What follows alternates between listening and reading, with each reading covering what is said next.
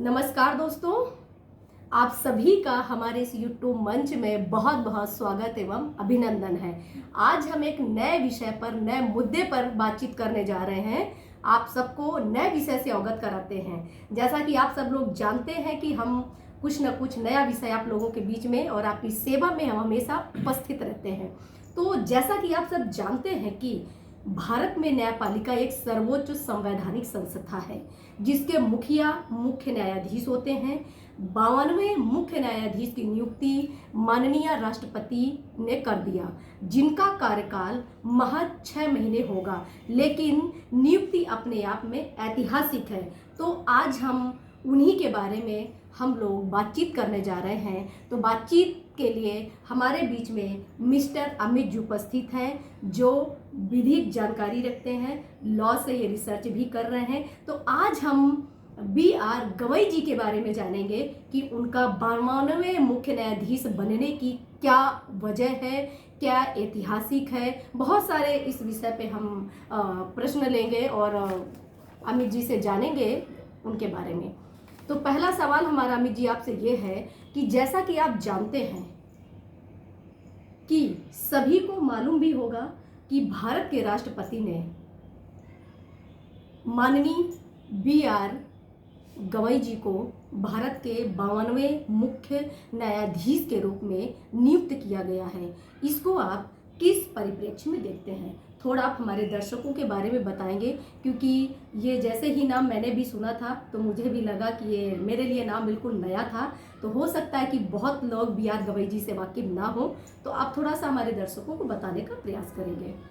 धन्यवाद डॉक्टर रिंकी, ये मुद्दा लाने के लिए। मुद्दा नहीं, मतलब एक व्यक्तित्व के बारे में हम जानने की कोशिश कर रहे हैं। एक व्यक्तित्व हैं जो भारत के, आप कहें कि भारत को अगर देश मानते हैं, कि राज्य मानते हैं, तो उसकी एक मुख्य अंग होती है न्यायपालिका।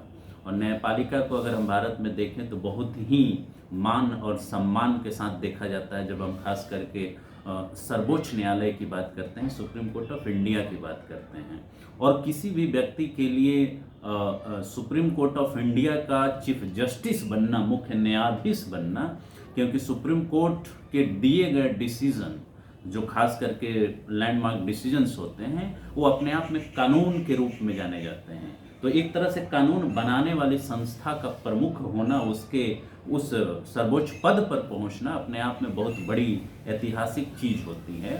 और खास करके जिस तरह से माननीय BR गवई जी का अपॉइंटमेंट हुआ है, आप कहें 52वें जो चीफ जस्टिस ऑफ इंडिया वो बने हैं, वो ऐतिहासिक बहुत सारे सेंस में हैं। बहुत सारे परिस्थितियों को आप उसमें देखेंगी तो मतलब वो पता चलता है। जैसे एक उदाहरण के तौर पर मैं बताना चाहूँगा कि BR गवई साहब जो हैं, माननीय BR गवई जो हमारे अब 52वें मुख्य न्यायाधीश हैं भारत के, वो ऐसे व्यक्ति हैं जिनका जन्म, आप ये तो बताना जरूरी होता है कि किस बैकग्राउंड से वो बने हैं।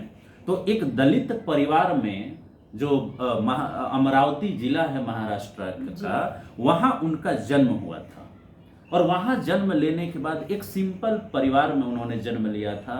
वो हर काम किए होंगे जो एक वैसे घर का बच्चा करता है जो एक वंचित घर में पैदा होता है, चाहे वो माँ के साथ घर में काम करवाना हो, या ये कहें कि मतलब बाकी चीज़ों को करना, घर में हाथ बटाना, खाना बनाने में हाथ बटाना, वैसे परिस्थितियों से उन्होंने अपने आप को बाहर निकाला है। और वहाँ से निकालने के बाद ये नागपुर में प्रैक्टिस किए। नागपुर में प्रैक्टिस करने के बाद इनका मल्टी डायमेंशनल अप्रोच था। सारे कानून को मतलब जानकारी रखते थे, उसके बारे में जानते थे। और सबसे बड़ी बात ये कि डॉक्टर BR अम्बेडकर को अपना आदर्श मानते हैं। उसी महाराष्ट्र से आते हैं जहां से BR अम्बेडकर ने अपनी पूरी राजनीतिक जीवन को जिया। चाहे वो वहां से प्रैक्टिस करने की बात हो, वहां लड़ाई लड़ने की बात हो, या बौद्ध धर्म में अपना परिवर्तन जब उन्होंने किया, वो भी उसी महाराष्ट्र, उसी नागपुर में हुआ। वहीं उसी नागपुर में जहां इन्होंने BR गवई साहब ने प्रैक्टिस किया लॉ का, और वहां से धीरे धीरे आगे बढ़ते बढ़ते ये बॉम्बे हाई कोर्ट में जज बनते हैं, और वहां से आकर के यहाँ सुप्रीम कोर्ट ऑफ इंडिया। ये इसलिए बताते हैं कि ये हमारे संविधान के दृष्टि से भी ऐतिहासिक है कि ये संविधान जो भारत का है, जो जब कहा जाता है कि यहाँ संविधान सर्वोच्च है, वो हर कोई को मौका देने का प्रयास करता है, समानता देने की बात करता है। और उस संविधान के परिप्रेक्ष्य में ही आज एक वो वैसे घर का बच्चा भी भारत का चीफ जस्टिस ऑफ इंडिया बनता है जो सामाजिक तौर पर आप देखें तो शायद उनको कभी नहीं बनने दिया जाता। और भारत के मतलब न्यायिक इतिहास में ये दूसरी बार हो रहा है जब एक किसी दलित और वंचित घर का व्यक्ति या लड़का या कहें कि मतलब संतान भारत का मुख्य न्यायाधीश बना है माननीय केजी बालाकृष्णन के बाद। और ये भी एक सवाल भी इससे उठता है कि इतने बड़े देश में जहां दलितों की संख्या, पिछड़ों की संख्या, वंचितों की संख्या इतनी अधिक है, लेकिन पिछले मतलब 2 लोगों को छोड़ दें तो 50 चीफ जस्टिस ऑफ इंडिया किसी दलित और वंचित वर्ग से नहीं बने। यह भी एक बहुत बड़ा सवाल है कि भाई 2 ही लोग अभी तक क्यों, और इतना सेलिब्रेशन क्यों हो रहा है? क्योंकि ये बात इस बात को साबित करता है कि अभी भी वंचित घर के जो वकील हैं, चाहे प्रैक्टिशनर हैं, चाहे लॉयर हैं, उनको भारत का चीफ जस्टिस या जस्टिस बनने में कितनी दिक्कतें सहनी पड़ती हैं। यही नहीं, मैं आपको एक रेफरेंस देना चाहूंगा। कुछ दिन पहले जब माननीय BR गवई सर का अपॉइंटमेंट नहीं हुआ था, उससे पहले माननीय संजीव खन्ना जो है वो भारत के चीफ जस्टिस ऑफ इंडिया थे। उन्होंने एक डिस्क्लोजर किया है सुप्रीम कोर्ट ऑफ इंडिया के वेबसाइट को, वो सबको देखना चाहिए। उसमें लगभग 300 कैंडिडेट को जो प्रपोजल आया था सुप्रीम कोर्ट कॉलेजियम के पास कि इन्हें हाई कोर्ट में जज बनाया जाए, उसमें 170 लोगों का उन लोगों ने अप्रूवल दिया है। ठीक है, उस अप्रूवल में आपको देख के ताज्जुब होगा कि 7 से 8 लोग ऐसे हैं, मतलब 170 में वो दलित कम्युनिटी से आते हैं, SC कम्युनिटी से आते हैं, 5 या 6 जो हैं वो SC ST कम्युनिटी से आते हैं। मात्र 21 जजेस का अपॉइंटमेंट के लिए रिकमेंडेशन हुआ है सुप्रीम कोर्ट कॉलेजियम से 170 में से। ये कुल मिलाकर के मान लीजिए 90-95 तक जाएगा। इसमें सारे लोगों को अगर आप शामिल कर दें, माइनॉरिटी, वुमेन और वैसे 12-13 लोग जो किसी न किसी रूप से किसी जज से संबंध रखते हैं। अब बताइए 170 में महज इन लोगों को इतना ही रिकमेंडेशन मिला है, अप्रूवल मिला है, और संख्या उनकी कितनी है? तो ये अपने आप में एक बहुत बड़ा सवाल है कि 52वें चीफ जस्टिस के रूप में माननीय BR Gavai sir chief justice तो बने, लेकिन अभी तक 52 में केवल 2 ही क्यों बने? ये भी एक बड़ा सवाल है। और ये भी एक बड़ा सवाल है कि वंचित तबका, ठीक है, मानते हैं संविधान की सत्ता है, डेमोक्रेसी है, लेकिन ये न्याय कैसे है, सामाजिक न्याय कैसे है? और सामाजिक न्याय का जब हम बात करते हैं, संविधान का बात करते हैं, तो इतना दिक्कत क्यों होता है वंचित तबके को चीफ जस्टिस ऑफ इंडिया बनने में? ये भी परिप्रेक्ष्य देखने की जरूरत है। और एक चीज इसमें मैं जरूर ऐड करूंगा, ये इस परिप्रेक्ष्य में भी बहुत इंपॉर्टेंट है कि पहली बार हुआ है इस देश में जब भारत के सबसे सर्वोच्च संस्थाओं के ऊपर 3 लोग वंचित समुदाय से बैठे हुए हैं। आप भारत के प्रधानमंत्री का एग्जाम्पल उठा लीजिए, वो पिछड़े वर्ग से आते हैं। भारत के राष्ट्रपति के रूप में आप देख लीजिए, एक तो महिला भी हैं और दूसरी बात तो आदिवासी समुदाय से आती हैं। और एक तरफ फिर देखिए कि भारत के चीफ जस्टिस ऑफ इंडिया के रूप में एक वंचित दलित समुदाय से व्यक्ति आते हैं जिनका नाम BR गवई साहब है। और ये निश्चित तौर पर मैं मानता हूं कि लाख कमियों के बावजूद ये शायद भारत में ही संभव है कि सामाजिक रूप और संवैधानिक सर्वोच्चता, सामाजिक न्याय इस रूप में स्थापित हुए दिख रहा है। ये बहुत बड़ी ऐतिहासिक कदम है। हमारे प्रश्न का आपने जवाब बहुत ही बारीकी से दिया और मैं उम्मीद करती हूँ कि हमारे दर्शक इनके बारे में जान पाए होंगे। अगला सवाल मैं आपसे ले लेती हूँ। अगला सवाल मेरा आपसे अमित जी ये है कि जस्टिस BR गवई जी जिस सामाजिक पृष्ठभूमि से आते हैं उसकी चर्चा मीडिया पर बहुत जोर और शोर से चल रही है।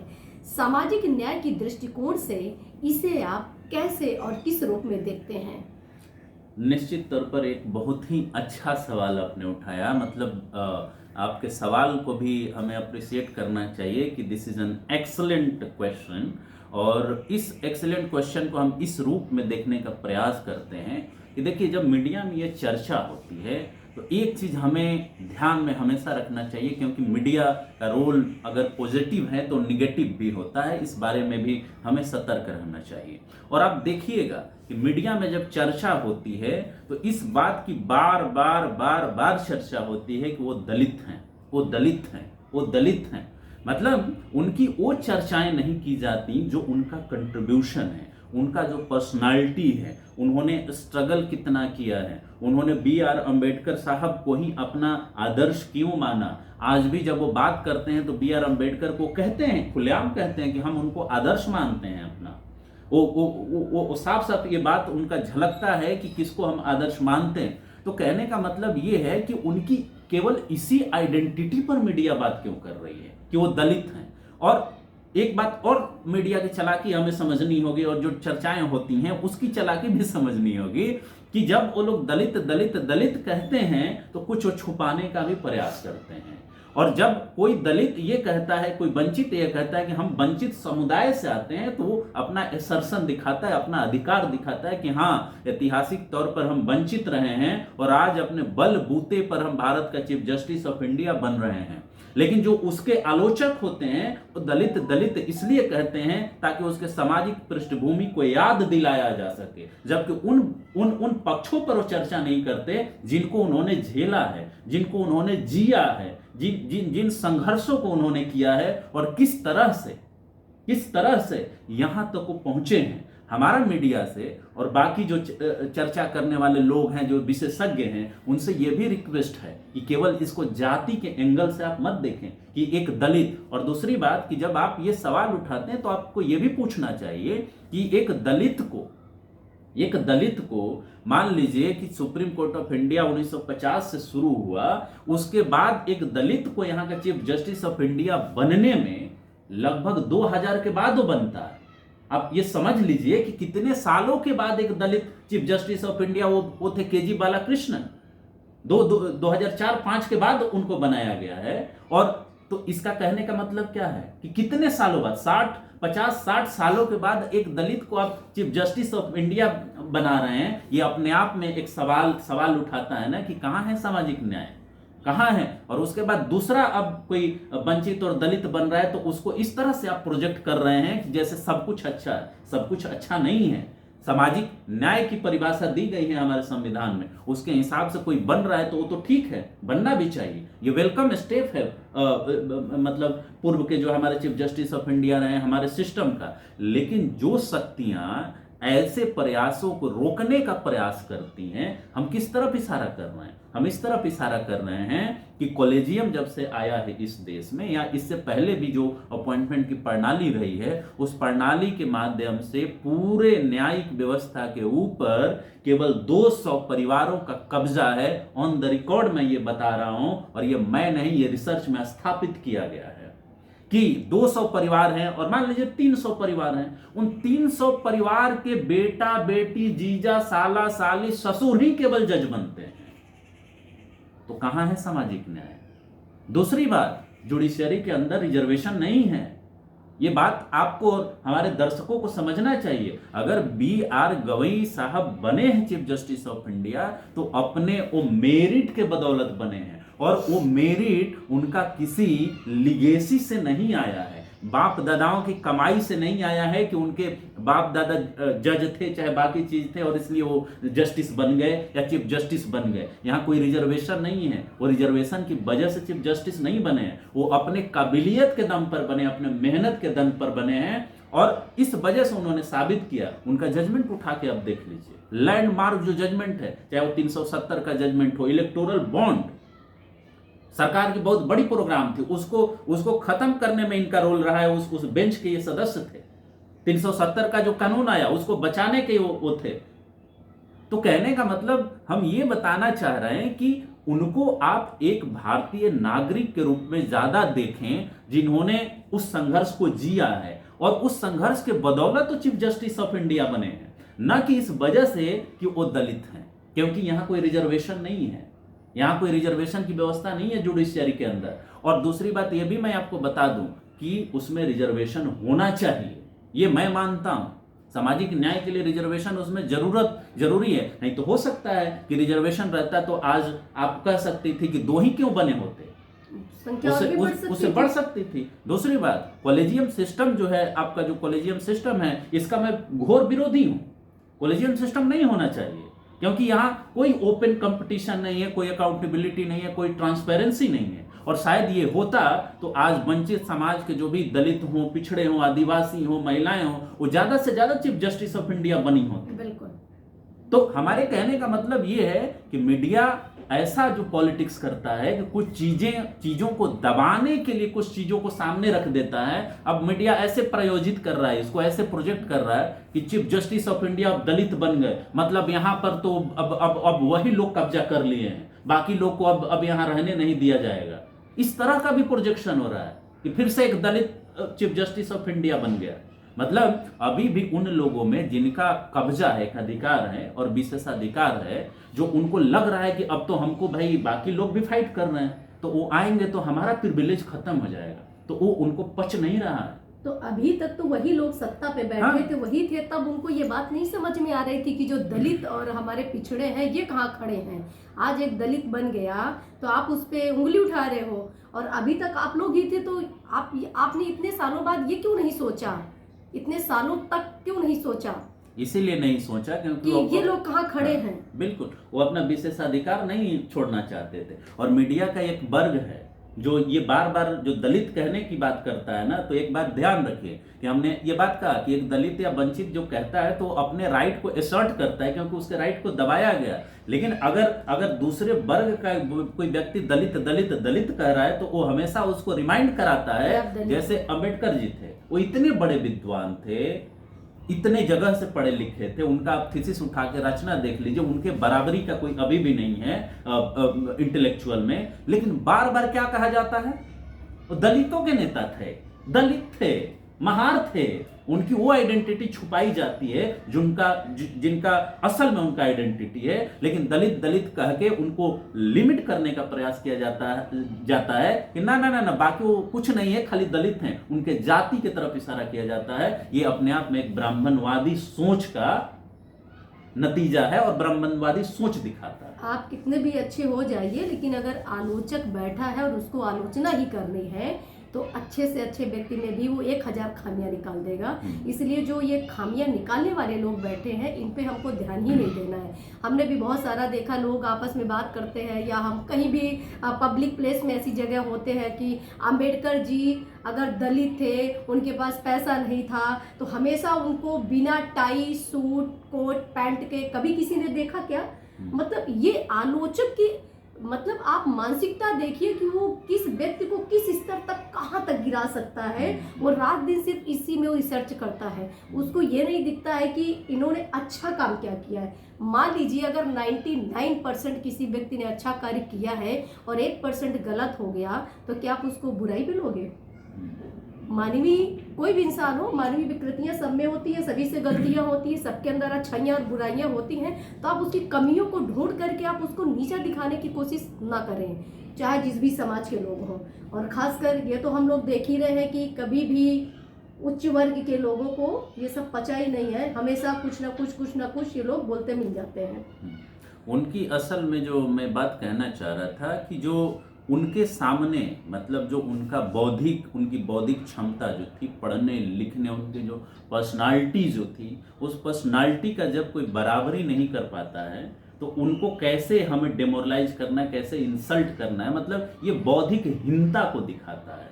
जब बौद्धिक रूप से आप उनकी बराबरी नहीं कर सकते तो उनको आप कुछ भी कहिए। और एक बात आप ये भी जानिए कि भारत का जो समाज है, खास करके जब हम हिंदू समाज की बात करते हैं, तो वो जातिवाद के अपने मतलब आप कहिए कि मानसिकता से वो मुक्त ही नहीं हो पाता है। और कुछ ऐसे लोग हैं, ऐसे समूह हैं जो ये सोचते हैं कि हम वर्ण व्यवस्था में, जाति व्यवस्था में अगर ऊपर में पैदा हुए, सो कॉल्ड तथा कथित ऊपर, तो हमारे बौद्धिक क्षमता का कोई बराबरी हो ही नहीं सकता है। और जब उनको कोई चैलेंज करने लगता है तो तुरंत उनको जाति सूचक बात कह के उनको दबाने का प्रयास करते हैं। लेकिन ऐसे लोगों को समझने की जरूरत है। और शायद जो भी अंग्रेज ये बात कहा हो, वो उसने कहा था कि ऐसे लोगों में, भारत में ऐसे जो लोग हैं उनमें न्याय प्रियता नहीं है। उनमें न्याय की कोई मतलब गुंजाइश ही आप नहीं खोज सकते। ठीक है, तो हर कोई में उसी जातीय जो जातीय दंश है उसी को खोजेंगे, उसी से उसका कंपैरिजन करेंगे और अपने आप को मानेंगे अपने मतलब अपने ग्लोरीफाई करके कि हमसे बड़ा बौद्धिक इस देश में वर्ग नहीं हो सकता है। और जो भी बात हम फिर आपसे रिपीट कर रहे हैं ऑन द रिकॉर्ड कि जो भी इस देश में सामाजिक न्याय की बात करेगा उसको ऐसे लोग धर्म विरोधी, समाज विरोधी, देश विरोधी करार देते हैं। लेकिन यही तो लड़ाई है वंचितों की, यही तो लड़ाई है सामाजिक न्याय की, और इसी की लड़ाई तो लड़े थे बी आर अम्बेडकर साहब, और उन्हीं को आदर्श मानते हैं बी आर गवई साहब। और अगर शायद नहीं आदर्श मानते तो आज वो चीफ जस्टिस ऑफ इंडिया नहीं होते। वो हमें प्रेरणा देते हैं और गवई साहब का नियुक्ति होना भी बहुत असंख्य भारतीयों के लिए प्रेरणा का समय है। बहुत अच्छा आपका जवाब रहा और चलते हैं अब एक नए प्रश्न की तरफ। ये हमारा आपसे अंतिम प्रश्न होगा। जैसा कि आप सब जानते हैं कि देश में पहली बार ऐसा हुआ है कि जब संविधान के सर्वोच्च पदों पर वंचित समाज के लोग पहुंचे हैं। इस ऐतिहासिक घटना को आप कैसे और किस रूप में देखते हैं, हमारे दर्शकों को आप बताएंगे। जैसा कि डॉक्टर रिंकी, धन्यवाद इस सवाल के लिए। भी थोड़ा सा हमने रिफ्लेक्शन देने की कोशिश की थी। जो पहला सवाल था, निश्चित तौर पर यह ऐतिहासिक बात है और शायद ये संविधान की जीत है हमारी कि संविधान ने ये जो समानता का सिद्धांत दिया है। और हम इसलिए ये समानता का सिद्धांत बार बार कहते हैं क्योंकि ये समानता का सिद्धांत नहीं होता तो माननीय के.जी. बालाकृष्णन भी चीफ जस्टिस ऑफ इंडिया नहीं बने होते और बी आर गवई साहब भी चीफ जस्टिस ऑफ इंडिया नहीं बने होते हैं। जब समानता की हम बात करते हैं तो समानता का मतलब ये होता है कि कानून के नज़र में सब लोग बराबर हैं। सामाजिक रूप से वो दलित है, वंचित है, पिछड़ा है, क्या है, नहीं है, उससे हमको कोई मतलब नहीं है। संविधान ये कहता है कि हमारे नज़र में आप बराबर हैं और आपको एक इंडिविजुअल के रूप में हम देखते हैं। दूसरी बात ये कि अगर वो सारी क्षमताएं आप में हैं जो कानून कहता है कि आपको चीफ जस्टिस ऑफ इंडिया बनने के लिए आपके अंदर है, तो ये नहीं देखा जाएगा कि आप किस जाति से बिलोंग करते हैं, किस कास्ट से बिलोंग करते हैं, किस कम्युनिटी से बिलोंग करते हैं। जैसे एक एग्जाम्पल के तौर पर जब सुप्रीम कोर्ट में चीफ जस्टिस ऑफ इंडिया का अपॉइंटमेंट होता है तो इसमें सीनियरिटी, जो सीनियर मोस्ट जज होता है उसको, ये कन्वेंशन है, ये लॉ नहीं है, ये कन्वेंशन है। कन्वेंशन के थ्रू मतलब इतिहास में इसका उल्टा भी हुआ है लेकिन हम उसमें नहीं जा रहे हैं। तो आप देखिए कि जो 91वें जो चीफ जस्टिस ऑफ इंडिया थे माननीय संजीव खन्ना जी, तो उन्होंने इनका नाम रिकमेंड किया कि next chief justice of India माननीय बी आर गवई बनेंगे। ये कन्वेंशन है, उन्होंने रिकमेंड किया, सरकार ने फिर प्रोसेस किया, उसका लंबा जो प्रोसेस है और उस प्रोसेस के माध्यम से सीनियर मोस्ट यही थे, इसलिए ये चीफ जस्टिस ऑफ इंडिया बने। ठीक है, और इसमें क्या देखा गया कि उनके अंदर मेरिट है, उनके अंदर संस्था को चलाने की क्षमता है, उनके अंदर जो एक्सपीरियंस है, जो उनका देश के प्रति प्रेम रहा है, संविधान के प्रति प्रेम रहा है, उसने उनको ये बनने दिया। तो ये किसके बदौलत हुआ? ये संविधान में जो समानता का सिद्धांत है, आप सोचिए समानता का सिद्धांत एक इतना बड़ा पावरफुल शक्तिशाली सिद्धांत है जो समाज के द्वारा आरोपित जाति व्यवस्था है उसको खारिज करने की बात करता है। अगर ये मान के चला जाता है कि बी आर गवई साहब एक वंचित और दलित समाज में पैदा हुए हैं और अगर आप सामाजिक व्यवस्था, धार्मिक व्यवस्था के हिसाब से चलते तो शायद वो कभी चीफ जस्टिस ऑफ इंडिया नहीं बनते, क्योंकि वो कहता कि नहीं तुम तो दलित हो और दलित जो है वो समाज के सबसे निचले हायरार्की में पैदा हुआ है, उसको पढ़ने लिखने की कोई अधिकार नहीं है, वो कैसे चीफ जस्टिस ऑफ इंडिया बन सकता है? ये अपने आप में इसलिए भी ऐतिहासिक है कि ये संविधान के समानता के सिद्धांत ने उनको वो शक्ति दिया है जिसके बदौलत वो चीफ जस्टिस ऑफ इंडिया बने। एक आदिवासी महिला जो हमारी माननीय महोदया द्रौपदी मुर्मू जी हैं, वो भारत के राष्ट्रपति हैं। ये इस देश के संविधान की ताकत है जिसके बदौलत आपके मतलब राष्ट्राध्यक्ष आप कहें या उसको स्त्रीलिंग पुल्लिंग के दोनों कॉम्बिनेशन में आप देख लें, उस संविधान ने उनको वहां से उड़ीसा राज्य से उठा करके उन्हें सर्वोच्च पद पर बैठाया जो इस देश में सबसे बड़ा पोस्ट है और भारत की पहली नागरिक हैं दूसरी तरफ प्रधानमंत्री वो भी ओबीसी कम्युनिटी से आते हैं। वो एक राजनीतिक विवाद है, उसमें आप लोग पढ़ते रहिएगा, डिस्कस करते रहिएगा कि कब वो क्या बने कब नहीं बने, वो अलग चीज है। लेकिन इस संविधान का नतीजा, और बार बार वो कहते भी हैं, इस संविधान का नतीजा है जिसके बदौलत, नहीं तो अगर संविधान नहीं होती, उसमें समानता नहीं होती, उसमें आपको डेमोक्रेटिक राइट्स नहीं होते, बोलने की आजादी नहीं होती, सामाजिक नियमों से अगर वो चलते, तो वो भी शायद भारत के प्रधानमंत्री नहीं बने होते। तो हम ये देखते हैं कि ये संविधान की जो समानता का सिद्धांत, या कहें कि संविधान के सर्वोच्चता का जो सिद्धांत है, जिसमें सभी लोग बराबर हैं और जिनको जो भी कानूनन रूप में सही है उसको करने के लिए उनको अधिकार मिला, अगर वो करते हैं तो भारत के राष्ट्रपति भी बन सकते हैं, मुख्यमंत्री भी बन सकते हैं, चीफ जस्टिस ऑफ इंडिया बन सकते हैं, राष्ट्रपति बन सकते हैं। और यहीं पे इसीलिए कहा जाता है, हम दर्शकों को भी ये बताना चाहते हैं, इसीलिए कहा जाता है कि भारत में संविधान की सर्वोच्चता है। यहाँ पर न तो किसी धर्म की सर्वोच्चता है, न किसी जाति की सर्वोच्चता है, न किसी सामाजिक आप कहें कि नैतिकता की सर्वोच्चता है। सर्वोच्चता है तो बी आर अम्बेडकर के शब्दों में फिर कहेंगे कि संवैधानिक नैतिकता की सर्वोच्चता है, जिसमें समानता आती है, बोलने की आजादी आती है, अधिकार आते हैं जो आपके पार्ट 3 में दिया गया है। तो निश्चित तौर पर इसे हमें सेलिब्रेट करना चाहिए। ये सेलिब्रेशन का मौका है कि भारत के 3 प्रमुख अंगों के जो अध्यक्ष हैं या प्रधान हैं, वो एक वंचित समाज से आते हैं। और असल में ये अब एक रास्ता दिख रहा है और दिखाया जा रहा है कि आने वाले समय में आप इस देश के सबसे बड़े कुनबा हैं, सबसे बड़े संख्या वाले लोग हैं, और आपको सत्ता में आने की जरूरत है। वो चाहे न्यायिक सत्ता हो, चाहे वो कार्यपालिका की सत्ता हो, चाहे विधायिका की सत्ता हो, आपको संविधान ने अधिकार दिया है, उस अधिकार का इस्तेमाल करिए, अपने राइट को एसर्ट करिए, पढ़िए लिखिए और इन संवैधानिक पदों पर पहुंचिए। तब समाज को गर्व होता है कि हमारा संविधान सर्वोच्च है। समानता की यही सिद्धांत है और इसे हमें बचाना चाहिए, इस्तेमाल करना चाहिए। बिल्कुल। बहुत बहुत आपका धन्यवाद। आपने हमारे सभी प्रश्नों का बहुत ही बारीकी के साथ जवाब दिया और बहुत ही सरल शब्दों में जवाब दिया, ताकि हमारे जो दर्शक हैं वो अच्छे से समझ पाए होंगे। और हमने एक नई शख्सियत के ऊपर आज बात किया, तो फिर हम लोग कोई नए विषय पर उपस्थित होते हैं। और अगर आप लोगों के मन मस्तिष्क में कोई ऐसी नई शख्सियत हो तो आप हमारे कमेंट बॉक्स में हमें लिख के बता सकते हैं किस मुद्दे पर आप लोग चर्चा करें, तो निश्चित रूप से हम उसमें चर्चा करेंगे। तो पुनः अमित जी आपका बहुत बहुत धन्यवाद, और मिलते हैं फिर एक नए वीडियो के साथ आप लोगों के साथ। जय हिंद, जय भारत। जय हिंद, जय भारत, जय संविधान। Thank you.